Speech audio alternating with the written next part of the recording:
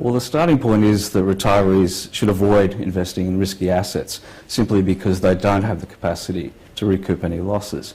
And what we see is that the tax system actually incentivises people in their superannuation funds to invest in risky assets. Probably the best example would be imputation credits on Australian shares, where superannuation funds that are in pension mode get a 30% refundable imputation credit. So basically you're saying that there needs to be more incentives for retirees to invest in less risky assets? Yeah, clearly.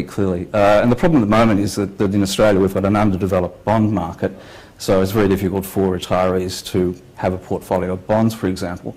But more importantly, the tax effect of a bond in a superannuation fund is not as efficient as the tax effect of an Australian share. So there's an argument that the government should actually alter the taxation on bonds to make them more attractive to superannuation funds, simply because they are less risky assets. What does your research tell you in terms of how people are affected by the distortion?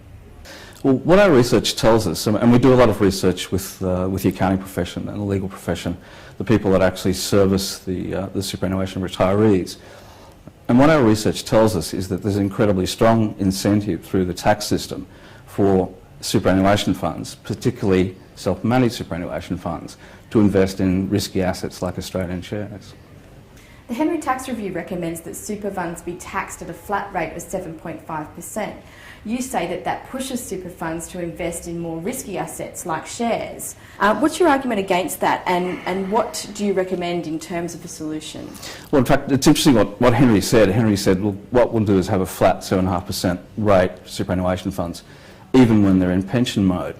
And he supported that argument by saying that they can invest in Australian shares because they'll get the benefit of the imputation credits, and that will reduce the 7.5% rate down to zero, or indeed a negative tax rate.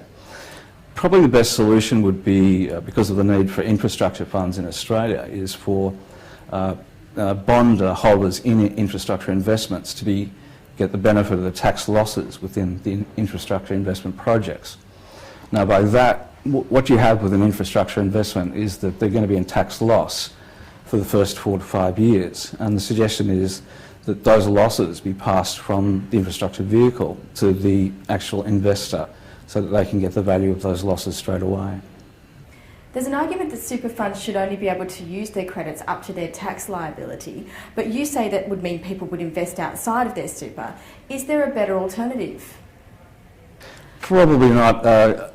Imputation credits have only been refundable for about 8 or 9 years, and prior to that, investors only got the value of the credits up to their tax liability.